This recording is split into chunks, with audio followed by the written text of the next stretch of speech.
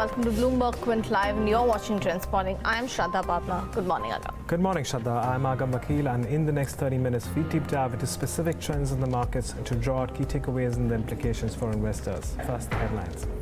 Political uncertainty and global cues drag benchmark indices lower. The Nifty trades close to the 10,700 mark. All sectoral indices trade with losses. And Lupin is a top gainer on the Nifty. The management guides for FY19 margins to be in the range of 19 to 21%. And PSU banks continue to grind lower. The PSU banking index is the top sectoral loser, down for the second straight day. And Tata Steel, Hindalco and ITC will report their fourth quarter earnings today. All right, after dropping the most in a month, the benchmarks Nifty and Sensex have seen quite a bit of recovery. In fact, the Nifty declined as much as 100 points to test sub 10,700 levels, but it's paired most of those losses and is back about 10,750 levels now. And while the Nifty mid-cap index continues to languish, the small cap index in fact has seen a lot of smart recovery coming in. In fact, that has turned positive now, up 0.4% for that matter. Most sectoral indices had been trading in the red. Realty and IT stand out as exceptions, but the overall market breadth remains weak, with about one gainer for every 3 losing stocks, Agam. Well, just a bunch of stocks that I want to pull out right now. We are looking at gains in something like a Rain Industries. That stock was very weak over the previous couple of days, and this is perhaps some recovery. And we're also looking at little recovery in Suzlon Energy, which has also been very weak over the previous few days. Now inching back, or trying to inch back towards the mark of 10 rupees per share, was still a lot of weakness sustaining. And Jindal Stainless as well among the other counters. But what's trending today, Shraddha?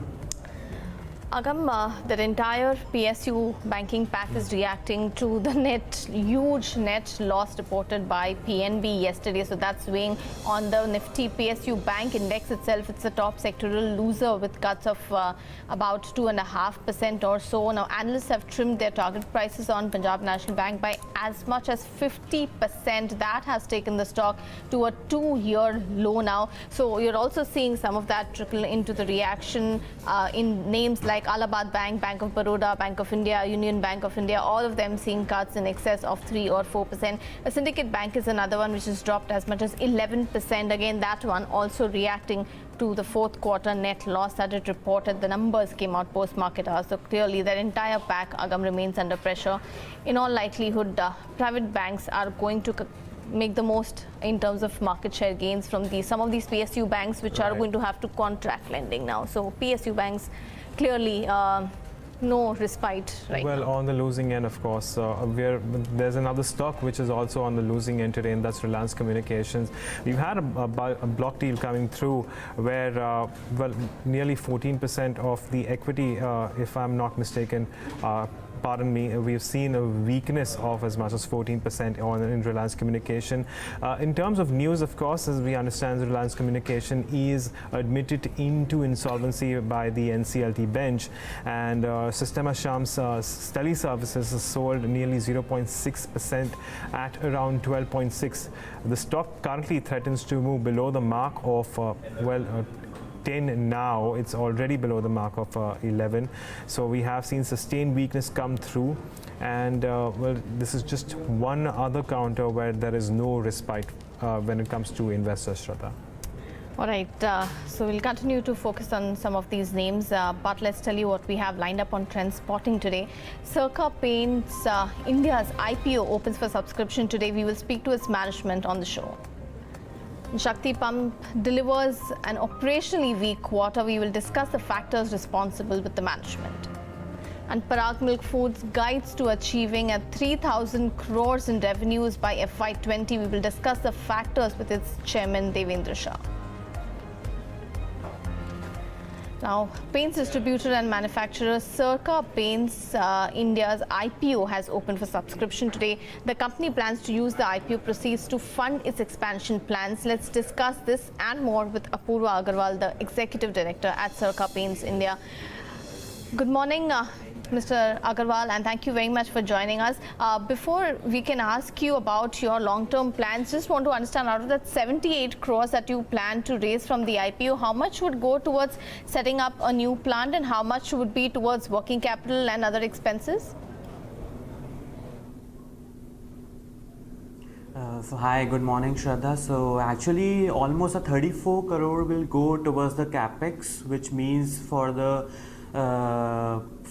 land building and for the plant and machinery, and other 25 to 30 crores goes to the working capital, and there is a one-time technical know-how fees which has to be paid to Sirca, which amounts to 6 lakhs euro, which has to be paid in 2 installments, equal installments, and then other 4 to 5 crores goes into the pre-operative expenses and the distribution expansion. Apoorva, good morning. This is Agam. I just actually wanted to understand, perhaps in a better manner, your relation with Sirca Italy. What is the arrangement right now, and what does that mean for the business when it comes to India?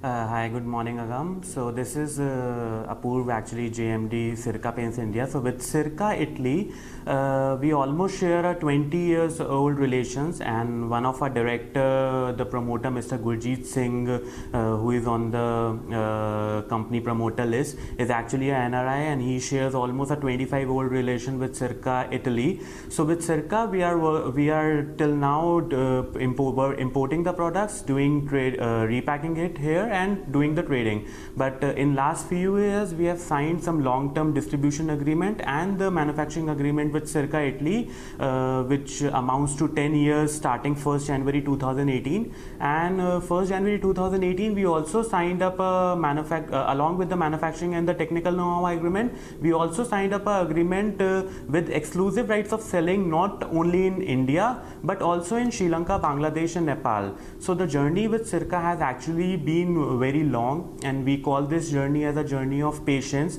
because we started to import goods from Italy, from brand Sirca in India, when this market was actually virgin and was actually new to these products. And with Sirca Italy, we have actually developed the market for these products, and Sirca Italy on all the stages and all the benchmarks have helped a lot in terms of technical and also in terms of marketing to develop this brand in India in last 20 years. So now the future is that we have tied up with them for the manufacturing and technical know-how agreement, with an agreement of 10 years starting 1st January 2018, and after 10 years it goes for the infinite period, and also for the exclusive rights of selling also in the SAARC nations, which amounts to Sri Lanka, Nepal and Bangladesh. All right. So what you're saying is that so far you all had been importing and distributing Sirca products into India, and now you're getting into backward manufacturing, and you're going to backward integration, and you're going to start manufacturing here. So, and I assume this will all be under the Sirca brand itself.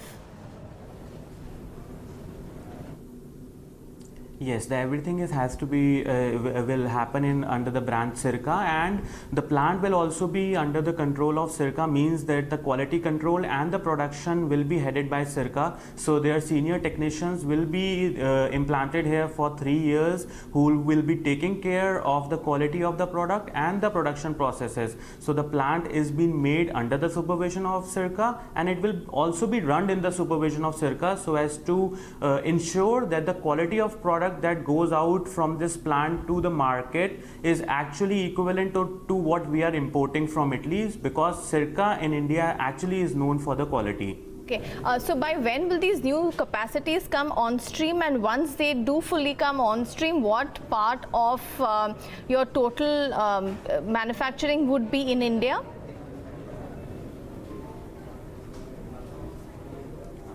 So actually we will be starting this manufacturing facility by the first quarter of the next financial year, And yes, in terms of the first financial year, so FY 19-20, we are also aiming good numbers to come out of this manufacturing facility in terms of the revenue. Obviously, in terms of the numbers, we will only be able to share it with you after the listing. But yes, the growth out of the manufacturing facility will be quite high in the numbers, because the distribution network that has to be used to sell these products is already developed by Sirca Paints India Limited, and is the same network which has been used to sell the imported products, and the manufacturing facility will be delivering the products which will be sold through the same distribution network.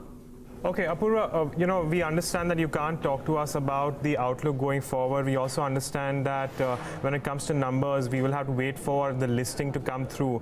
Well, my analyst tells me that we are looking at a very good CAGR over the previous 5 years. I want to keep that into perspective and ask you a little more about the markets that you work in right now in India. What are the opportunity here? And secondly, what are the kind of businesses that you provide your products to?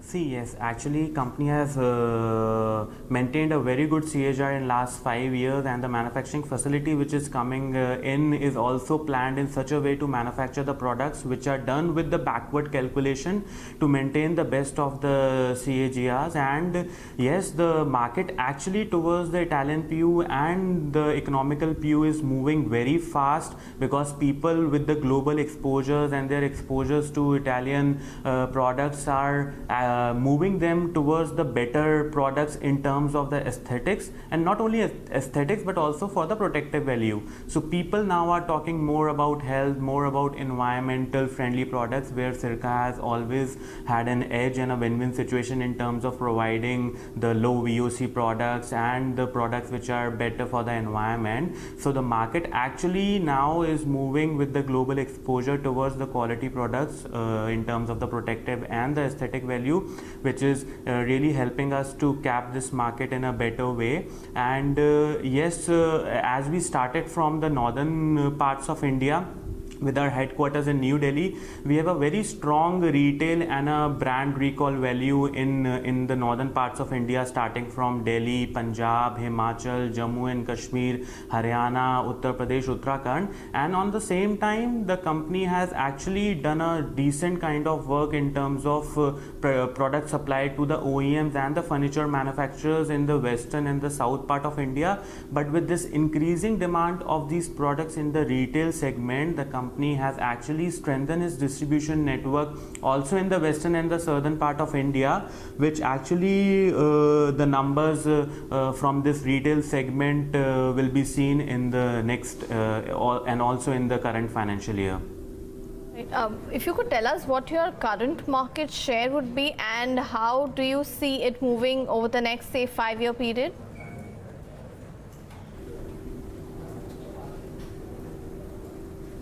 So right till now, the company has only operated in the Italian PU segments, which means the PU which is imported from Italy.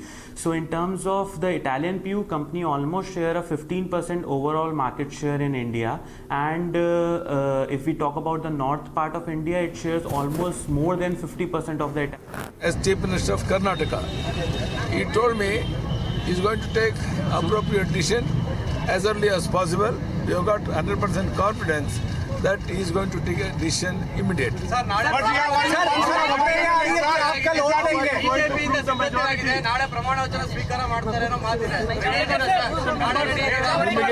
ನಿಮಗೆ ರಾಜ್ಯಪಾಲರಿಂದ ಉತ್ತರ ಬಂದ ಮೇಲೆ ನಿಮ್ಮನ್ನು ಮುಚ್ಚಿಡೋದೇನು, ರಾಜ್ಯದ 6.5 ಕೋಟಿ ಜನರಿಗೆ ತಿಳಿಸಬೇಕು ನಿಮ್ಮ ಮೂಲಕ. ಅದನ್ನು ರಾಜ್ಯಪಾಲರಿಂದ ಪತ್ರ ಬಂದ ಮೇಲೆ ನಿಮಗೆ ತಿಳಿಸ್ತಾರೆ. ಧನ್ಯವಾದ. Okay, that's Yediyurappa talking to the press, but we really haven't had an idea about what's actually going on, or for that matter, what is going to come about of the Karnataka verdict. For now, that hangs in the balance between the two parties. Apoorva, we apologize that we had to move out and cut out to address what was happening with the Karnataka elections, but just coming back to the point that I wanted to address was what is your exposure when it comes to your raw raw materials cost and crude. How is it linked to crude, and is there a potential impact at all when it comes to your input costs?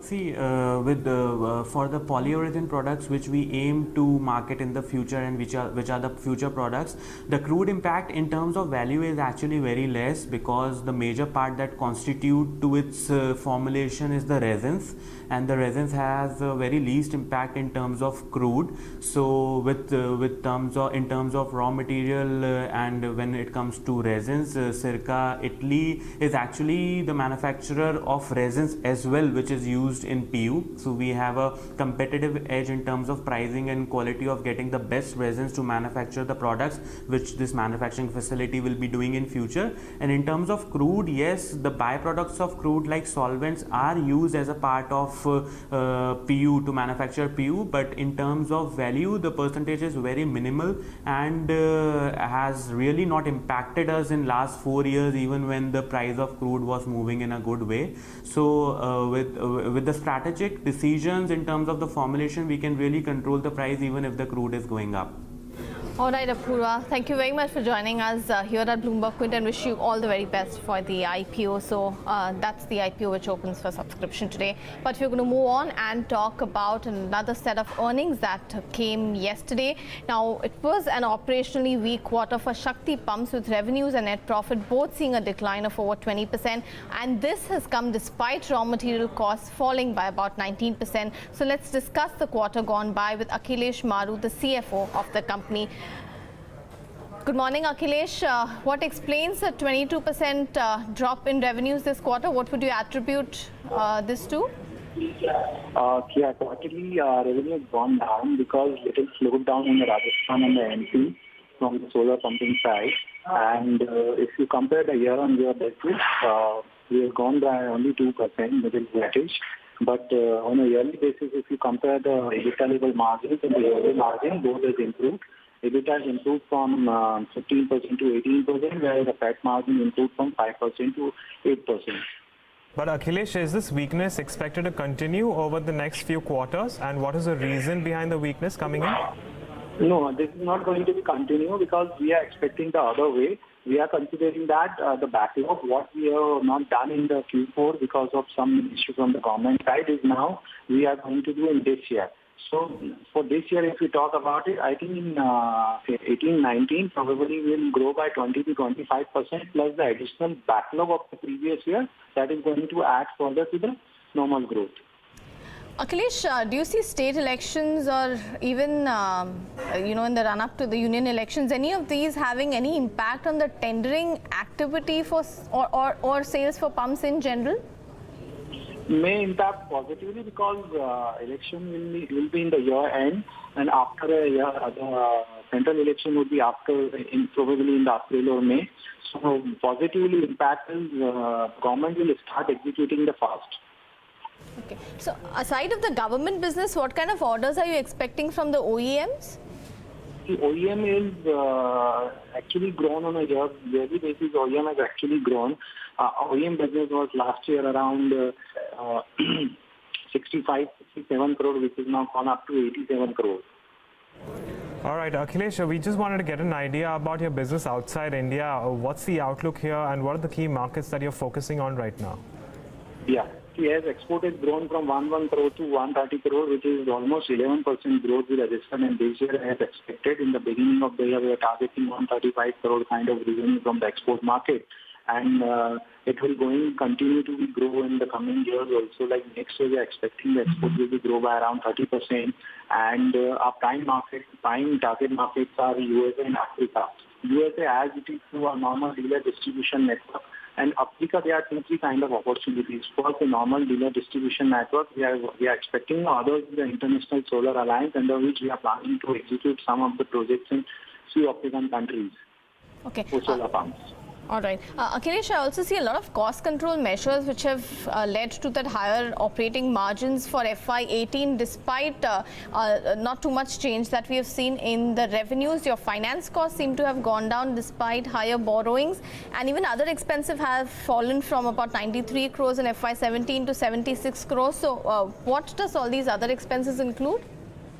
The other expenses are generally marketing, selling, distribution, admin, manufacturing kind of expenses, and we have some return of expenses also. So because of that, most of the parameters are improved, and especially the miscellaneous expenses which we already done last year because of Ind AS and all. So the improvement is shown because of all these reasons. Okay, Akhilesh, we'll leave it at that. Thanks for joining us and giving us an outlook, and wish you the best for the upcoming financial year as well. We will keep tracking earnings from Shakti Pumps, which actually has had a very good year when it comes to stock prices. Just that today we've seen weakness on account of the weakness in the earnings that we've seen too. But moving across to what has been a robust quarter for Parag Milk Foods, the company has seen a jump in its revenue and margins and has also guided to achieve as much as 3,000 crores by FY20. Joining us to talk about more of the same is Devendra Shah, the chairman of Parag Milk Foods. Sir, good morning and thanks for joining us. You guided for the revenues to be at around 2,700 to 3,000 crores by FY20. They currently stand at somewhere around 1,850 crores on an annual basis. What is it that's going to drive these revenues to the targets that you're working with? You know, the Govardhan ghee is a flagship product, it's a cow ghee. We are the pioneer in the cow ghee segment. And this is well accepted. Initially, we start with West, now is a strongly, we are growing into the North market, South we are already there. Yeah, Govardhan brand is a flagship product. And again, Go Cheese. The Go Cheese is a consumer knows for the innovation. Yeah, we are introduced a lot of innovative products. Yeah, and we give the challenge or replace to all international players. Yeah, we take that place with our innovation, like a round wedges, like a shredded cheese. This type of the range of variety we include, and Go brand is known for the cheese and for the yogurt and all this product. Yeah, we have one more brand for flavor milk, for the natural flavor milk with the top-up brand. Yeah, slowly we start this brand and well accept. One more brand we create into the first time into the country, first with the first infrastructure. Avatar is a waste sports nutrition product. Yeah, recently we 3 months before launched this product, Avatar. And what brands are you expecting to contribute to the growth that you've targeted, sir? Initially, we launch this product just 3-4 months before, and we have very good response. Around we done 16 to 18 crore in last 4 months. Yeah, and this full year we are planning for the 60 to 80 crores, and next year around 100 to 20 crores. Yeah, 3 years journey maybe reach around 150 crore to 180 crore. Yeah, because this segment is going very fastly. Sir, a word on your whey protein brand, where does that stand right now with the plans that you have for this one? Yeah, this segment is growing very rapidly, fastly. And all players are international. We are dependent on the international market. 99% all this 1,500 to 1,800 crore the market. And we are the first Indian company introduced the first vegetarian sauce with soya-free, sugar-free, and with the natural flavors. And consumers are well accept this product. That's why we are very keen. And this business help to take the leadership into the cheese business also. The whey is a very good high marginable business. And whatever we take the money from this business, we deploy for the marketing and strategically into the Go Cheese business. So you recently acquired one of Danone's facilities. Considering Danone's capacity, where does your capacity now stand and what does it mean for revenues in the future? With the expanded infrastructure, right now we are ready to deliver it to 26 lakh liter to handling our capacity. And recently what the acquisition is done of the Denon, and after that, once we move from the Denon plant, it's around 75 crores. Revenue is the current year, and next year around full year, we scale up up to the 200 crores. Yeah, that's why I am giving the guidance for the 18, 19, 19, 20, around 2,700 crore to 3,000 crore. Yeah. And how are you tackling competition in your premium brand Pride of Cows? Yeah, really, about the Pride of Cow, we really very proud, because this concept in the country, first time we introduced 6 years before this online market. Yeah, online we are selling this product by invitation, and it's doing very well accepted by Mumbai, Pune and Surat customer. Yeah, and we are thinking to expand more markets and cities geographically. Yeah, this business is giving good margin to us. All right, thank you very much for joining us here on Bloomberg Quint. Appreciate your time. That was the management of Parag Milk Foods, the stock trading about 0.4% higher. But with that, let's move on to a special segment, Bloomberg Edge, where Yash Upadhyay tells us about a pattern that the Bloomberg terminal has thrown up. Yash, what's on your radar today? Good morning, Shraddha. So we have Adani Ports on the charts today. Now the stock has rallied as much as 14% from the lows of March, but however it has been trading with a negative bias in the last couple of trading sessions, and today the MACD line, which is the one in white over here, it has fallen below the signal line. MACD basically is a momentum following indicator which is used to identify the changes in trend. Basically the premise is simple. The white line, which is the MACD line, when it crosses above the signal line, it creates a bullish signal. It creates a bullish crossover indicating that the prices will go higher from these levels. And in this case, the MACD line, which is the one in white, it has fallen down, creating a bearish crossover and is an indicator that the prices are likely to fall further from these current levels. But it's always best to use a momentum following oscillator with a trend following indicator. So we also have the 200-day moving average over here, and as we've seen, it is trading ever so close to that indicator. It's almost at 401 and a half. The 200-day moving average is at 400 rupees. So if it manages to close below these levels, and as we've seen in the past, it is likely to fall, and in the past it has managed to fall as much as 10% after breaching the levels of the 200-day moving average. Back to you. Okay, so the MACD indicator indicates a sell signal for Adani Ports. Thanks, Yash, for giving us those details. We'll watch out for that one. But with that, it's a wrap on this edition of Trend Spotting. Darshan Mehta takes the action forward with Hot Money.